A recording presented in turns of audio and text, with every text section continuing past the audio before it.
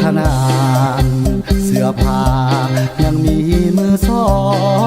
งเหตุผลที่น้องเป็นแม่ห้างคือธรรมดาชีวิตคนเฮาบ่มีหยังแน่นอนดอกนาถึงน้องสิผ่านสายมาให้บ่ถือสาดอกนาคนดี